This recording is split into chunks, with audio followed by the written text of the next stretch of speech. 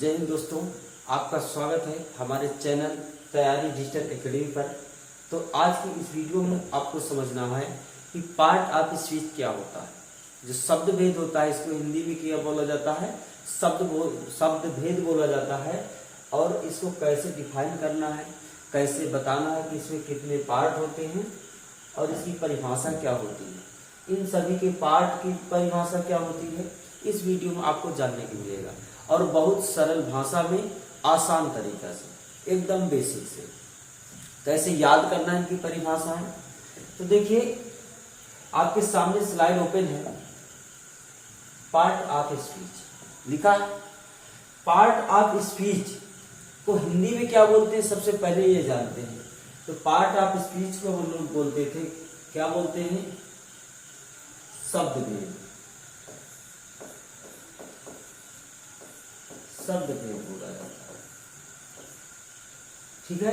यानी शब्दों के भेद को ही पार्ट ऑफ स्पीच बोलते हैं, शब्दों की भाग को ही पार्ट ऑफ स्पीच बोलते हैं, ठीक है। तो कोई भी भाषा है, चाहे हिंदी हो, इंग्लिश हो, उर्दू, पंजाबी, कोई भी भाषा बोलना है तो हमें उसे बोलने के लिए शब्दों का इस्तेमाल करना है। कोई भी सेंटेंस बनाना है, वाक्य बनाना है, तो हमें बहुत सारे शब्दों को जोड़कर ही बनाना होता है। अब ऐसा तो है नहीं कि एक ही शब्द से वाक्य बना दें, एक ही शब्द को बार बार जोड़ के वाक्य बना दिया जाए, ऐसा नहीं हो सकता है। हमें उसमें बहुत सारे शब्दों को जोड़ना पड़ता है और ऐसे शब्दों को जोड़ना पड़ता है कि सजा सजाकर, ताकि कोई बात बोली जाए, कोई वाक्य बोला जाए तो बोलने में समझ में आ जाए और थोड़ा सा सुंदर लगे। इस प्रकार से कई सारे शब्दों का प्रयोग करना पड़ता है, जिसे हम पार्ट ऑफ स्पीच के नाम से जानते हैं। तो कई सारे शब्द उसी में आ जाते हैं। नाउन होता है, प्रोनाउन हो सकता है, एडजेक्टिव होता है, वर्ब होता है, एडवर्ब होता है, ये सारे शब्द हो सकते हैं। तो उन्हीं को सजावट करके जब हम लिखते हैं तब जाके एक वाक्य बनता है और उससे हम बोल पाते हैं, ठीक है। तो किसी भी भाषा के कई सारे शब्दों को मिलाकर ही एक वाक्य बनता है और उसे सजावट करके लिखा जाता है, ताकि अच्छे से दूसरे को समझ में आ जाए और बोलने में भी ठीक ठाक रहे, ठीक है। तो इसी को पार्ट ऑफ स्पीच बोला जाता है। तो बात समझ में आ गई, पार्ट ऑफ स्पीच। आगे बढ़ा जाए। देखिए, अब पार्ट ऑफ स्पीच की यहाँ पे डिफिनेशन दी हुई है। ऑल द इंग्लिश वर्ड, यानी अंग्रेजी के शब्दों को, सभी शब्दों के, ये क्या है, अंग्रेजी के सारे शब्द दिए गए आर डिवाइडेड। डिवाइडेड का मतलब इन्हें विभाजित करते हैं इनटू 8 ग्रुप, 8 भाग में, 8 समूह में इन्हें डिवाइड करते हैं। 8 भाग दिए गए हैं, फिर अकॉर्डिंग टू द वर्ड, यानी इनके काम के अनुसार इनको 8 भागों में विभाजित करते हैं। They do in a sentence, ये काम कहाँ पे करते हैं, सेंटेंस में काम करते हैं। Etch group is called part of speech. इस ग्रुप को ही, जो ग्रुप है 8 शब्दों का, जो ये ग्रुप है, इसी को क्या बोलते हैं, पार्ट ऑफ स्पीच बोला जाता है, शब्द भेद। चलिए अब जान लेते हैं कि सारे क्या हैं, जो शब्द भेद है, तो इनको हिंदी में क्या कहते हैं, ये भी जान लेते हैं। तो देखिए, नाउन है, तो नाउन को हिंदी में क्या बोला जाता है, संज्ञा बोला जाता है। पहला हो गया नाउन, इसको हिंदी में क्या बोलते हैं, संज्ञा बोलते हैं। दूसरा प्रोनाउन है, इसे क्या बोलते हैं, सर्वनाम बोलते हैं। क्या बोला जाता है, सर्वनाम बोला जाता है। तीसरा नंबर है एडजेक्टिव, जिसे क्या बोलते हैं, विशेषण बोल दिया जाता है। क्या बोलते हैं, विशेषण। चौथा नंबर है वर्ब, इसको क्या बोलते हैं हिंदी में, इसे क्रिया बोल दिया जाता है। पांचवा नंबर हो गया एडवर्ब, इसे क्या बोलते हैं, क्रिया विशेषण। क्या बोलते हैं, क्रिया विशेषण। क्रिया विशेषण। पांचवा आ गया, छठवां आ गया प्रपोजिशन। प्रपोजिशन को क्या बोला जाता है, इसको बोला जाता है पूर्व सर्ग। क्या बोला जाता है, पूर्व सर्ग, ठीक है। इसके बाद कंजक्शन को क्या बोलते हैं, तो कंजक्शन को संयोजन बोलते हैं। अभी ध्यान दीजिएगा, इसको बिल्कुल सरल भाषा में इसकी परिभाषाएं बताएंगे कि कितना आसान इनको है, यानी कितना आसान बोलने में है, समझने में कितना आसान है। लास्ट में आता है इंटरजेक्शन, 8वां है। इंटरजेक्शन को बोल दिया जाता है विस्मयादि बोधक। विस्मयादि बोधक,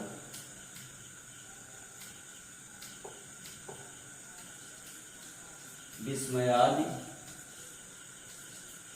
बोधक। ये सभी की क्या हमने जान लिया, सभी के हमने हिंदी में नाम जान लिए हैं। अब सभी की डिफिनेशन भी जानना पड़ेगा, ठीक है। तो 8 होते हैं part of speech. Next slide देखिए आपके सामने ओपन है कि इसमें सबसे पहले नाउन बताया गया है, ठीक है। तो नाउन की परिभाषा क्या होती है, पार्ट क्या होते हैं, सब अच्छे से डिफाइन किया जाएगा। तो नाउन की परिभाषाएं यहाँ पे कई सारी दी गई।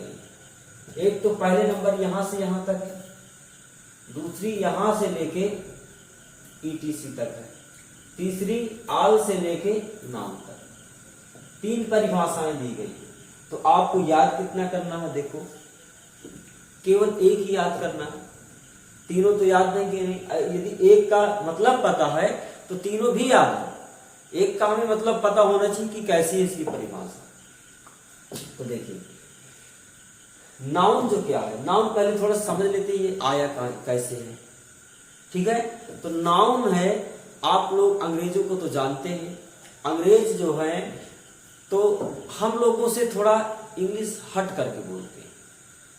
जैसे हम लोग इंग्लिश बोलते हैं तो वो लोग थोड़ा सा हट करके बोलते थे। तो इसी में क्या हुआ था, जो अंग्रेज लोग थे ना, तो नाउन को क्या नाम से जानते थे, नाम से। जो नाउन शब्द था उसे क्या बुलाते थे, नाम बुलाते थे। क्या बुलाते थे, नाम, नाउन को, यानी नाम को ही नाउन बुलाते थे। तो जैसे कोई भी नाम है तो उसे नाउन के नाम से जानते हैं। तो अब यहां से जो परिभाषा मिली हमें, क्या मिली यहां से परिभाषा, कि कोई भी नाम हो दुनिया का, उसे क्या बोला जाएगा, उसे नाउन बोला जाएगा। दुनिया का कोई भी नाम ले लीजिए, किसी वस्तु का, किसी व्यक्ति का, किसी स्थान का, किसी जगह का, किसी शहर का, किसी गांव का, कोई भी नाम ले लीजिए, उसे नाउन कहा जाएगा, ठीक है। आपको यहां तक बात समझ में है। फिर इसके बाद यही परिभाषाएं इसमें दी गई इंग्लिश में। हम हिंदी में बोलेंगे, आपको लिखना है, और इंग्लिश में तो इसमें लिखा ही है। क्या लिखा, ए noun is a naming word. जो नाउन है एक नाम है। नाउन क्या है, नाम शब्द। फिर अगला है, a noun is the name of person, place, thing, idea or feeling ETC। A noun is, जो नाउन है, नेम ऑफ पर्सन, किसी व्यक्ति का नाम हो सकता है, प्लेस जगह का नाम हो सकता है, थिंग्स वस्तु का नाम हो सकता है, आइडिया मीन्स होती भावना या विचार का नाम हो सकता है, फीलिंग का मतलब होता है जो भावनाएं उत्पन्न होती उसका नाम, महसूस करने का नाम हो सकता है, ETC का मतलब इत्यादि और बहुत सारे हो सकते हैं। ये दिया गया। तो दूसरी भी परिभाषा समझ में आई, किसी भी व्यक्ति, स्थान, वस्तु अथवा आदि, किसी व्यक्ति, स्थान, वस्तु आदि के नामों को ही संज्ञा कहा जाता है। इतनी बात पता चली। नेक्स्ट भी यही परिभाषाएं दी गई हैं, ये भी यही परिभाषा दी गई है। तो ज्यादा हमको नहीं जानना, केवल हमने 2 पढ़ लिया है, तीसरी जो है कोई जरूरत नहीं।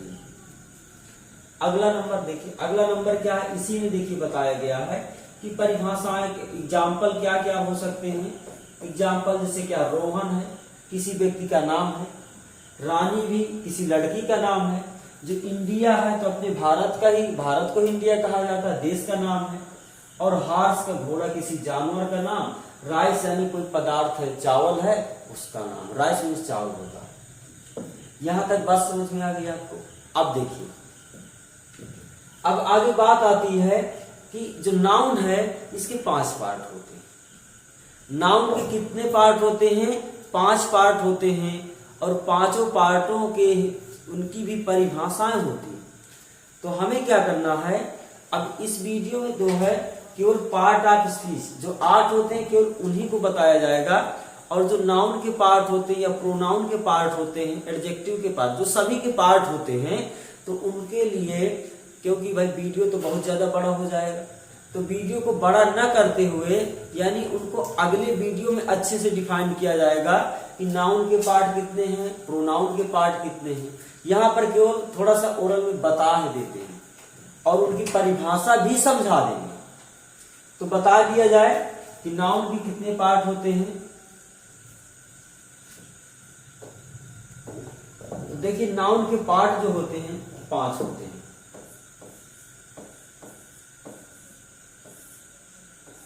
नाउन के पार्ट कितने होते हैं? 5 होते हैं। कौन कौन से होते हैं? पहला नंबर हो गया प्रॉपर नाउन।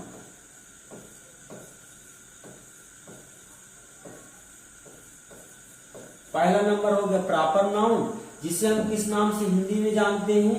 जिसे हम जानते हैं हिंदी से व्यक्तिवाचक संज्ञा। व्यक्तिवाचक संज्ञा के नाम से जानते हैं, व्यक्तिवाचक संज्ञा के नाम से जानते हैं। दूसरा नंबर हो गया कॉमन नाउन। दूसरा क्या हो गया? कॉमन नाउन, जिसे हम क्या नाम से जानते हैं? जातिवाचक संज्ञा। जातिवाचक संज्ञा के नाम से जाना जाता है। जातिवाचक संज्ञा के नाम से जाना जाता है। तीसरा नंबर क्या हो गया? कलेक्टिव नाउन के नाम से जाना जाता है।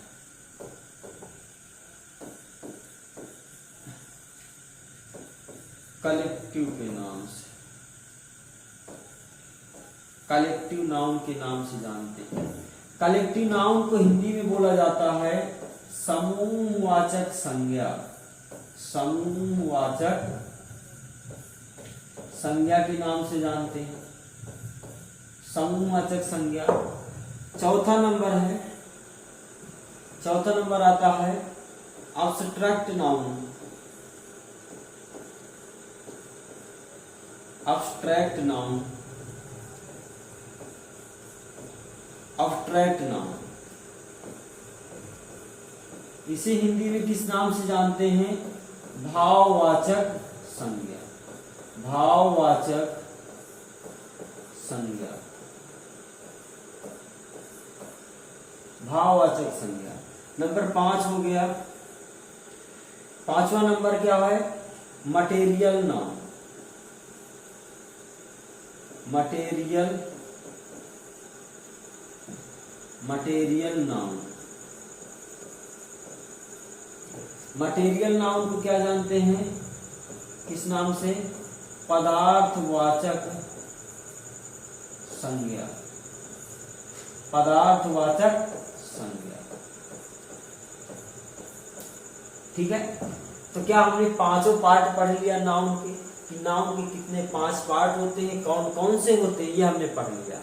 अब ध्यान दीजिए, इनकी सभी की परिभाषाएं क्या होती हैं, कैसे इनको समझना है कि आसान तरीके से हम इनको समझ पाए कि इनकी परिभाषा क्या होगी। बिल्कुल आसान तरीके से दोस्तों, केवल 2 मिनट में टाइम, 2 मिनट का टाइम दीजिएगा और 2 मिनट में इनको पांचों की जो परिभाषाएं हम आसानी से समझ पाएंगे और लिख सकते हैं।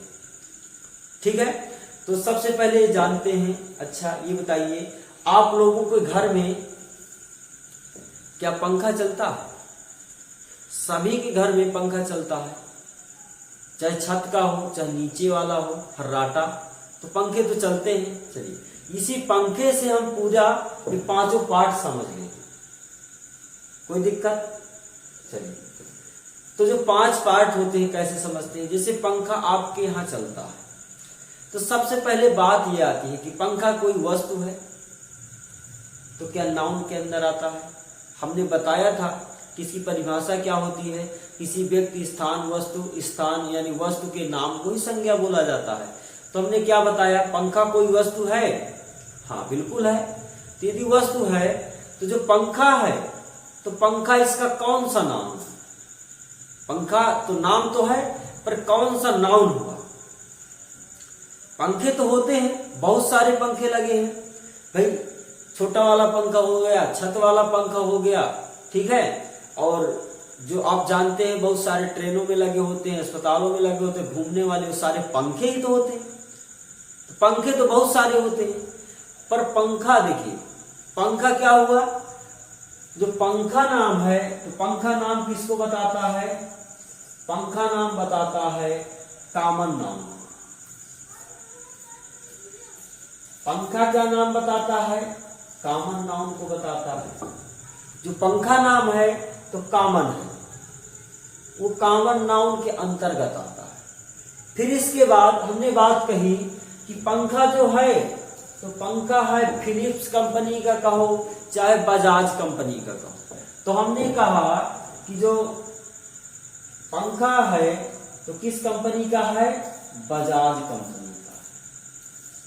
क्या हमने बताया कि पंखा जो है किस कंपनी का है?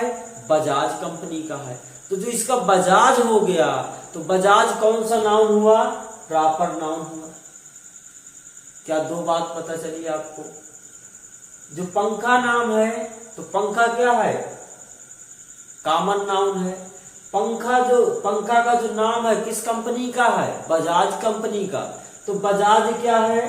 प्रॉपर नाउन हुआ। अब ये बात आती है, थोड़ा सा कलेक्टिव नाउन को रोक दीजिए, भाववाचक संज्ञा। अब ये बताइए, पंखा हमें क्या देता है? पंखा हमें क्या देता है? तो पंखा हमें क्या देता है? हवा देता है। और रसगुल्ले तो बरसने नहीं लगेगा, हवा ही तो देगा। तो पंखा हमें क्या देता है? हवा देता है। अच्छा ये बताइए, क्या हवा को हम छू सकते हैं या देख सकते हैं? ना तो हम हवा को छू पाएंगे, ना ही देख पाएंगे। बस इतना महसूस कर सकते हैं कि ये पंखा हमें हवा दे रहा है, तो हमें ठंडक महसूस हो रही, हमारे हवा लग रही, इतना महसूस कर सकते हैं। बाकी ना हवा को देख पाएंगे, ना उसको टच छू सकते हैं, केवल महसूस कर सकते हैं कि हवा चल रही है, इतना कर सकते हैं ना। तो ये क्या है? भाव, हम भाव समझ सकते हैं, भाव। तो ये क्या हुआ? भाववाचक संज्ञा हो गई। जो हवा है, पंखा क्या देता है? हवा देता है, फिर भाववाचक संज्ञा हो गई। इतनी बात समझ में आई? तीन चीज हमने क्लियर कर दिया केवल पंखे से। अगला नंबर क्या हुआ? अगला नंबर आता है, अब ये बताइए पंखा किस धातु से बना? पंखा किस धातु, किस मटेरियल से बना? तो पंखा जो बना है दोस्तों, क्या लोहे से बना होता है? लोहे से बना होता है। यानी जो लोहा धातु है, धातु हो गया। धातु की बात करें तो यहाँ पे कोष्टक में लिख सकते हैं लोहा। तो पंखा जो लोहा से बना है, तो लोहा कौन सा नाउन हो गया? ये मटेरियल नाउन हो। क्या हो गया? Material noun. तो क्या इतनी चार चीजें आपको समझ में आई? चार चीजें समझ में आई। अब बात आती कलेक्टिव नाउन को। तो एक बात ये समझिए, जैसे कोई झुंड या समूह है। समूह का मतलब एक में कई सारे, यानी एक जाति के कई सारे होंगे, तो वो समूह कहलाता है। जैसे लड़कों का समूह, लड़कियों का समूह। घर में बहुत सारे पंखे लगे हैं, पंखों का समूह, पंखों का समूह। तो घर में जो कई सारे पंखे होते हैं, तो उनका भी समूह होता है। तो क्या लिख देते हैं? कई पंखे, कई पंखे। तो कई पंखे हैं, तो क्या हो गया? समूहवाचक संज्ञा हो गया। ठीक है, आप लोग तो जानते होंगे आज की डेट में सभी जगह मोहल्ले में, यानी हर गांव में व्यवस्था है कि समूह भरने की। समूह के जरिए थोड़ा सा इकट्ठा पैसा मिल जाता है, फिर इससे जो कोई धंधा करना चाहता है या अन्य उपयोग में करना चाहता है तो कर लेता है। फिर इसके बाद थोड़ा थोड़ा हर हफ्ते, यानी 7 दिन में, 8 दिन में या 3 दिन में वो अपना जो है थोड़ा थोड़ा करके भरता रहता है। तो समूह वाली व्यवस्था चली है। तो बताइए, उस समूह में कई सारे लोग तो जुड़े होते हैं ना। ऐसा होता नहीं कि एक हो, उसमें भी कई सारे लोग जुड़ते हैं। तो कई सारे लोग जुड़ने के लिए ही उसी को समूहवाचक संज्ञा कहा जाता है। क्या इतनी बात पता चली? 5 की 5 हमने समझ लिया। यानी किसी भी व्यक्ति, स्थान, वस्तु का जो प्रॉपर नाम होगा, पर्सनल नाम, विशेष नाम होगा, उसे क्या प्रॉपर नाउन बोला जाएगा। विशेष नाम को ही प्रॉपर नाउन बोला जाता है। किसी भी जाति का कोई भी नाम होगा, किसी वस्तु या व्यक्ति, स्थान का, जाति का यदि बोध कराता है तो उसे क्या बोला जाएगा? कॉमन नाउन बोला जाएगा। कोई भी व्यक्ति का नाम हो, चाहे स्थान का नाम हो, चाहे वस्तु का नाम हो, चाहे जानवर का नाम हो, यदि हमें समूह का बोध कराता है तो उसे समूहवाचक संज्ञा बोलते हैं। अब्स्ट्रैक्ट नाउन, जिस शब्द से, जिस संज्ञा शब्द से हमें भाव का बोध होता है उसे क्या बोलते हैं? हवा, यानी उसे भाववाचक संज्ञा बोलते हैं। अब इसी में थोड़ा सा, जैसे ईमानदारी है, बेईमानी है, विश्वास है, तो सब क्या है? हम केवल महसूस कर सकते हैं, इनको हम देख नहीं सकते। किसी की ईमानदारी देखना है तो क्या देख पाएंगे? हम नहीं देख पाएंगे, केवल महसूस कर सकते हैं। विश्वास करना है तो विश्वास केवल कर सकते हैं, देख नहीं सकते, ना तो छू सकते हैं। ठीक है, तो ये सब बातें हैं। मटेरियल नाउन, जो धातु होती है, जिस चीज से, जो शब्द, जो नाउन किसी मटेरियल का, पदार्थ का बोध कराता है उसे पदार्थवाचक संज्ञा कहते हैं। तो क्या हमने पांचों पार्ट बहुत ही अच्छे से कवर किया? अब आपसे पूछना है, जैसे मोबाइल है। अच्छा, जैसे हमने कहा कि मोबाइल कौन सा नाउन? तो मोबाइल तो बहुत सारे होते हैं, तो मोबाइल तो एक कॉमन नाउन हो गया। पर हमने कहा कि मोबाइल अप्पो का है या रियलमी का है, वीवो का है, तो जब हमने उसकी कंपनी बता दी तो कंपनी, उसका अप्पो या वीवो, ये सब क्या हो गया? ये सब हो गया प्रॉपर नाउन हो गया। और जो मोबाइल है तो कॉमन नाउन है। फिर इसके बाद मोबाइल जो बना है प्लास्टिक से का, चाहे लोहे से, स्टील से, तो ये सब क्या है? ये जिस चीज से बना होता है उसे पदार्थवाचक संज्ञा कहते हैं। ठीक है, फिर इसके बाद अब बात आती है कि मोबाइल हमें क्या, मोबाइलों का समूह जैसे है, तो मोबाइलों को समूह को, कई समूह है तो समूहवाचक संज्ञा बोल दिया जाएगा। अब बात आती है भाववाचक संज्ञा। अब ये बताइए, मोबाइल से हमें क्या प्राप्त होता है? मोबाइल से हमें ज्ञान प्राप्त होता है, या भाई मोबाइल का दो ही चीज के लिए उपयोग होता है, या तो अच्छे के लिए या तो बुरे के लिए। अब ज्ञान तो है, चाहे वो अच्छा ज्ञान हो चाहे बुरा ज्ञान हो, तो मोबाइल से हमें ज्ञान प्राप्त होता है, या तो अच्छा ज्ञान प्राप्त होगा या तो बुरा, आप जो जैसा इसको यूज करेंगे। ठीक है, अच्छे के लिए यूज करेंगे तो अच्छा है, और बुरे के लिए यूज करेंगे तो बुरा भी है। तो जो हमें इससे ज्ञान मिला, तो ज्ञान को हम छू सकते नहीं, ना तो देख सकते हैं, केवल महसूस कर सकते हैं कि आज हमने इस मोबाइल से इतना सारा पढ़ा, तो नहीं, इससे हमें ये ज्ञान मिल गया है, इसको केवल महसूस कर सकते हैं। तो ये क्या हो गया? ये भाववाचक संज्ञा हो गई। तो क्या बात समझ में आई? 5 की 5। चलिए, अब नेक्स्ट क्या है हमारे पास? स्क्रीनशॉट लेना है तो ले सकते हैं। नेक्स्ट स्लाइड है आपके पास। अभी देखिए, इसमें इसी में बात आती है कि प्रोनाउन। प्रोनाउन को हिंदी में बोला जाता है सर्वनाम, और सर्वनाम की परिभाषा क्या होती है? इंग्लिश में तो दी गई है, यहां से यहां तक आप लिख सकते हैं, एक तो ये है और दूसरी यहां से यहां तक। तो चाहे पहली लिख लो चाहे दूसरी लिख लो, दोनों सेम ही है। ठीक है, और बिल्कुल आसान भाषा में इसको हम हिंदी से लिखा भी देते हैं। देखिए, तो पहले नंबर क्या है? Pronoun is a word. जो प्रोनाउन शब्द है, प्रोनाउन वह शब्द है जो कम्स आता है इंस्टीट्यूट ऑफ नाउन, नाउन के स्थान पर, नाउन की जगह पर। तो प्रोनाउन वह शब्द है जो नाउन के स्थान पर आता है। इतनी बात समझ में आई? प्रोनाउन वह शब्द है जो नाउन के स्थान पर आता है। दूसरी परिभाषा भी यही दी गई है, प्रोनाउन वह शब्द है, pronoun is a word, pronoun वह शब्द है which जो कम्स आता है in the place of noun, noun के स्थान पर। प्रोनाउन वह शब्द है जो नाउन के स्थान पर आता है। अब आगे क्या है? यहां से एंड का चिन्ह लगा है, and avoid it's repetition in a sentence. Avoid का मतलब होता है बचाव करने के लिए। क्या बचाव करने के लिए? रिपीटेशन का मतलब दोहराने के लिए। इन ए सेंटेंस में, इन ए सेंटेंस, सेंटेंस वाक्य में दोहराने के बचाव के लिए ही प्रोनाउन का प्रयोग करते हैं, ताकि वाक्य में नाउन दोबारा ना आए। क्यों ना आए भाई? बात आती क्यों ना आए। चलिए, जैसे हमने कहा कि राम घर आया, हमने कहा राम घर आया, फिर हमने उसी को जोड़ दिया राम खाना खाया। तो हमने क्या बोला? राम घर आया और राम खाना खाया। तो बताइए राम क्या है? नाउन है।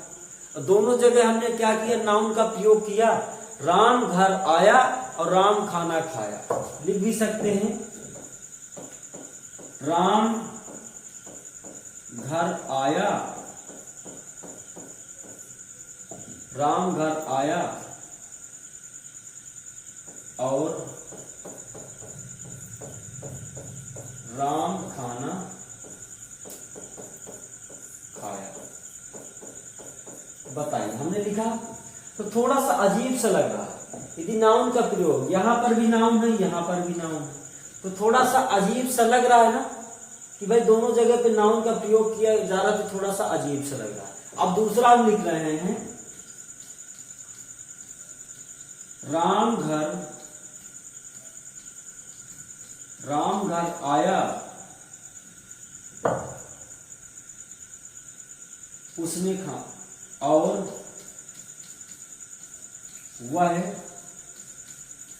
खाना खाया।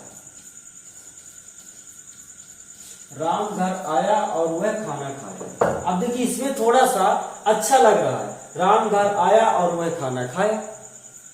राम घर आया और राम खाना खाया, थोड़ा सा अजीब सा लग रहा है पढ़ने में, इसलिए प्रोनाउन का प्रयोग किया जाता है। ये जो वह शब्द है, तो वह शब्द ही क्या है? प्रोनाउन शब्द है। वह शब्द क्या है? प्रोनाउन शब्द है। और देखिए नाउन के स्थान पर ही आया है। नाउन का रिपीटेशन के बचाव के लिए, जैसे यहाँ पे 2 बार नाउन था ना, तो ये दोबारा ना आए, इसके बचाव के लिए ही काहे का प्रयोग करते हैं? प्रोनाउन का प्रयोग किया जाता है।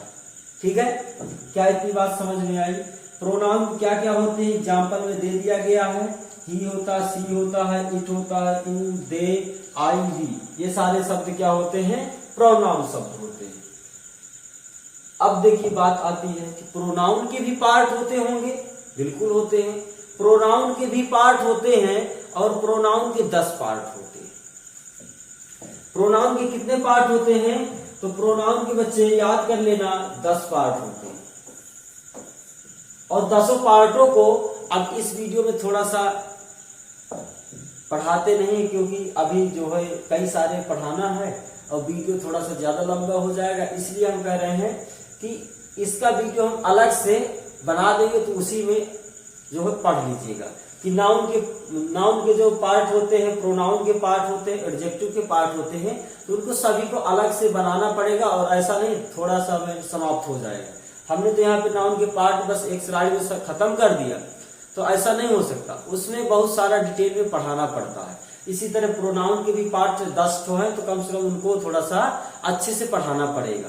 ठीक है, तो यहाँ पर ऐसा संभव नहीं कि तुरंत सभी को बता दिया जाए, क्योंकि वीडियो को लंबा नहीं करना, हमें पूरा पार्ट ऑफ स्पीच भी कवर करना है। तो आपने प्रोनाउन समझ लिया, नाउन समझ लिया। अब बात आती है अगला क्या है? अगला है एडजेक्टिव। तीसरा नंबर एडजेक्टिव।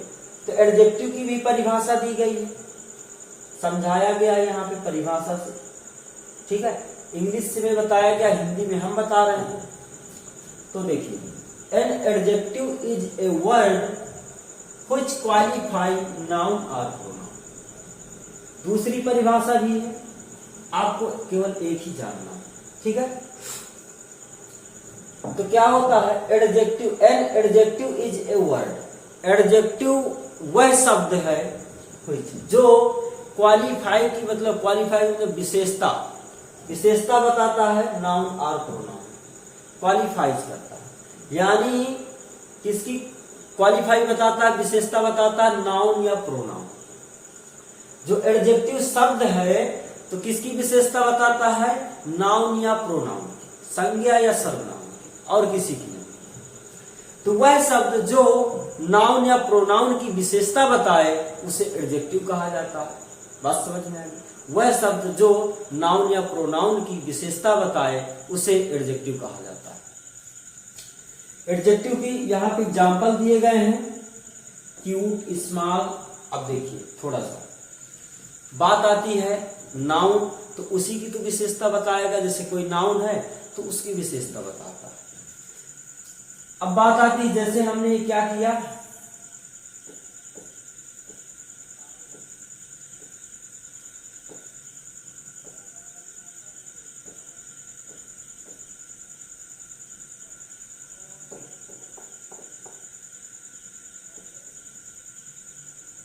यहां पे देखिए हमने कुछ बना दिया।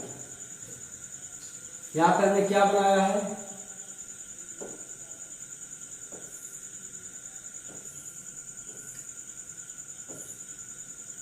हाँ ये कुछ हमने बना दिया है। क्या बनाया है, हमने कोई एक आदमी बना दिया है, मान के चलिए, ठीक है। तो अब इसमें इसी की हमें विशेषता बताना है। ये आदमी कैसा है, मान लीजिए कोई गर्ल है, तो ये क्या है, ये जो गर्ल है तो क्या है, जो लड़की है, मान लीजिए कोई गर्ल है, तो गर्ल क्या है, गर्ल क्या है, छोटी। गर्ल क्या है, सुंदर है। गर्ल क्या है, होशियार है। गर्ल क्या होशियार है। गर्ल क्या है,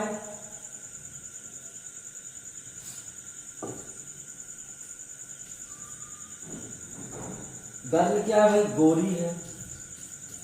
काली नहीं लिखते हैं, गोरी लिख देते हैं, ठीक है। फिर इसके बाद क्या लिख दिया, गोरी लिख दिया, गोरी लिखना, गोरी है, सुंदर है, काली है, गोरी है, छोटी है। गर्ल क्या है, इधर मोटी है। गर्ल क्या है, पतली है। गर्ल क्या है, बड़ी है।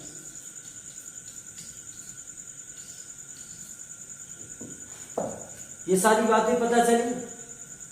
तो इसमें देखो, छोटी, बड़ी, मोटी, ऊंचा, नीचा, गोरा, काला, पीला, लाल, गुलाबी, और पतली, मोटी, ये सारी क्या है, सुंदर है, असुंदर है, खूबसूरत है, बदखूबसूरत है।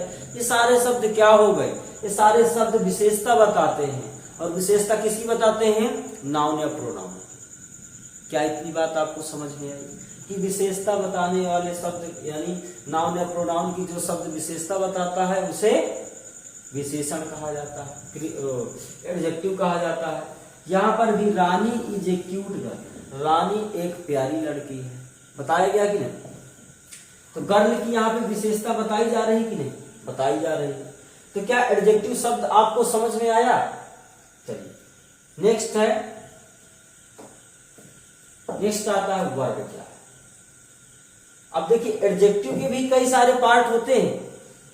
एडजेक्टिव के भी कितने पार्ट होते हैं, इसके भी एडजेक्टिव के भी 10 पार्ट होते हैं।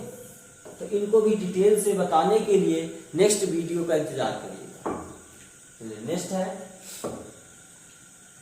बात आती है वर्ब। वर्ब को हिंदी में क्या बोला जाता है, वर्ब को हिंदी में बोला जाता है क्रिया। क्रिया, अब क्रिया से भाई पहले बात जान लेते हैं कि क्रिया है कैसी होती है, कैसी है, ठीक है। फिर इसके बाद बात आगे करेंगे इसकी परिभाषा क्या है। पहले जान लेते हैं कि होती क्या है। तो क्रिया क्या है, क्रिया से जिसे कोई हमें कार्य करना है, कार्य करना, तो उस कार्य करने की विधि को ही क्रिया कहा जाता है। कुछ भी, आना जाना, खाना पीना, बैठना उठना, सोना गाना, रोना हंसना, ये सारे क्या हैं, क्रियाएं हैं।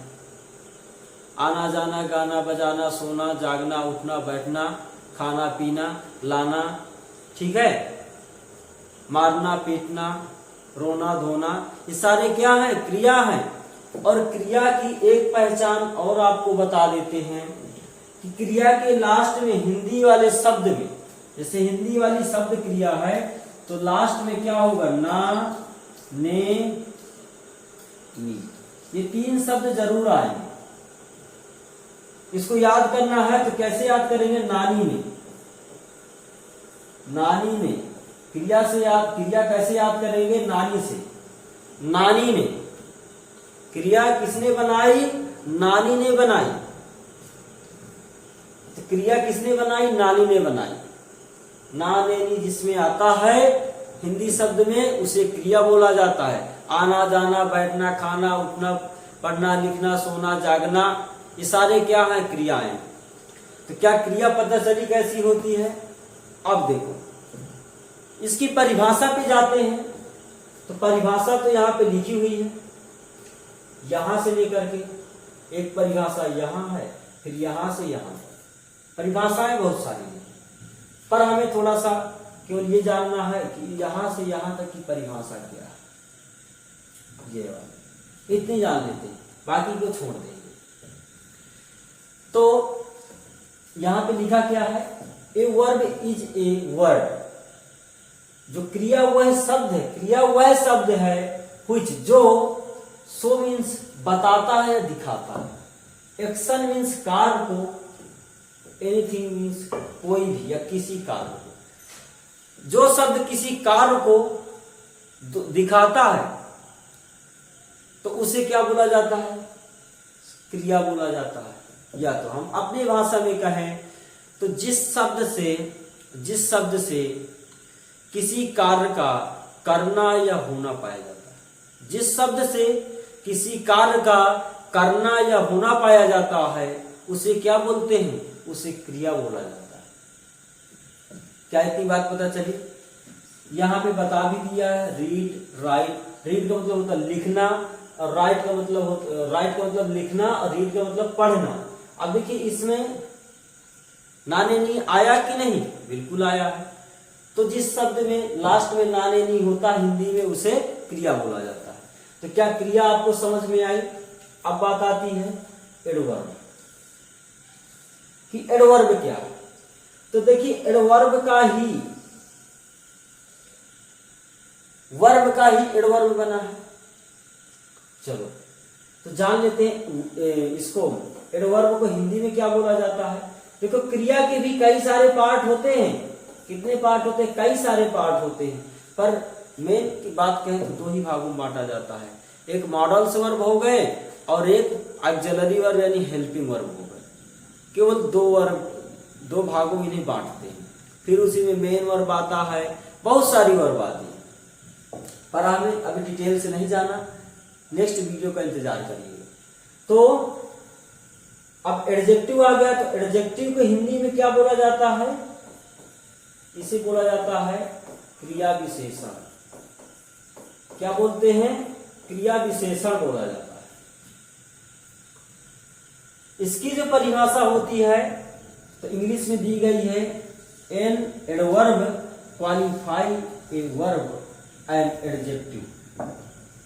जो वह एडवर्ब शब्द है तो क्वालिफाई करता है, किसको क्वालिफाई करता है, वर्ब को क्वालिफाई करता है या एडजेक्टिव को क्वालिफाई करता है। अनदर एडवर्ब यानी जो शब्द वर्ब की विशेषता बताता है और एडजेक्टिव की विशेषता बताता है उसे एडवर्ब यानी क्रिया विशेषण कहा जाता है। यानी क्रिया विशेषण का मतलब क्रिया की विशेषता बताता है, साथ ही साथ एडजेक्टिव की भी विशेषता बताता है। क्या यहां तक बात पता चली आपको कि एडजेक्टिव की भी विशेषता बताता है और क्रिया की भी विशेषता बताता है। उस शब्द को क्रिया विशेषण यानी एडवर्ब कहा जाता है। अब यहां पे देखिए बताया गया है, स्लोली हो गया, केयरफुली हो गया, टू हो गया, वेरी हो गया। इनका प्रयोग कैसे करना है, जैसे हमने कहा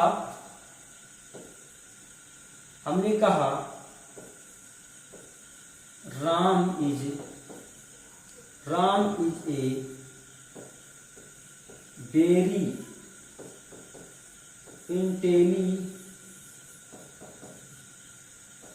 intelligent boy. Ram is a very intelligent boy. Ram क्या? राम एक बहुत होशियार लड़का है। राम एक होशियार लड़का है या राम एक बहुत होशियार लड़का? ये थोड़ा सा ध्यान दीजिए। तो हमने ये क्या बताया, देखो यदि राम एक होशियार लड़का है तो जो बॉय है तो क्या नाउन है। इसकी विशेषता कौन बता रहा है? इंटेलिजेंट, होशियार है। राम इंटेलिजेंट है, राम बहुत इंटेलिजेंट है। तो बताइए ये विशेषण हुआ कि नहीं? जो इंटेलिजेंट है तो ये तो विशेषण हो गया, यानी एडजेक्टिव हो गया। क्या हो गया? एडजेक्टिव हो गया। जबकि इसके पहले आया है कौन? वेरी आया। इसके पहले कौन आया? वेरी आया है, जो एडजेक्टिव की विशेषता बता रहा है। तो इसका मतलब वेरी क्या हुआ? एडवर्ब हुआ। वेरी यहां पे क्या है? एडवर्ब। वेरी क्या है? एडवर्ब। तो जो शब्द विशेषता की विशेषता बताए, विशेषण की विशेषता बताए, वर्ब की विशेषता बताए, उसे क्या बोला जाता है? उसे एडवर्ब बोला जाता है। क्या यहां से आपको एडवर्ब क्लियर हुआ? चलिए नेक्स्ट क्वेश्चन है। नेक्स्ट क्या है स्लाइड में? नेक्स्ट है आपके सामने प्रेपोजिशन। प्रपोजिशन क्या है और इसके बाद कंजक्शन है, इंटरजेक्शन। तीन ही बचे, तीनों को अच्छे से समझ लेते हैं। तो preposition is a word place before a noun or a pronoun to show its relation to some other word in the sentence. तो आपको इंग्लिश में भी नोट कर लेना है और हिंदी में जो हम बताएंगे उसको भी आपको नोट करना है। तो ध्यान दीजिए, हिंदी में इसको कैसे डिफाइन करते हैं? A preposition is a word. Preposition को हिंदी में क्या बोलते हैं? इसको बोलते हैं पूर्व सर्ग। चाहे पूर्व सर्ग बोल दीजिए, चाहे इसी को संबंध सूचक के नाम से भी जानते हैं। किस नाम से? संबंध सूचक। संबंध सूचक के नाम से जानते हैं, संबंध सूचक के नाम से, इसी को संबंध सूचक के नाम से जानते हैं। तो संबंध सूचक वह शब्द है प्लेस बिफोर नाउन और प्रोनाउन, यानी संबंध सूचक जो है नाउन या प्रोनाउन के पहले आता है। ये इसमें लिखा है, संबंध सूचक नाउन या प्रोनाउन के पहले आता है और टू शो क्या दिखाता है? बताता क्या है?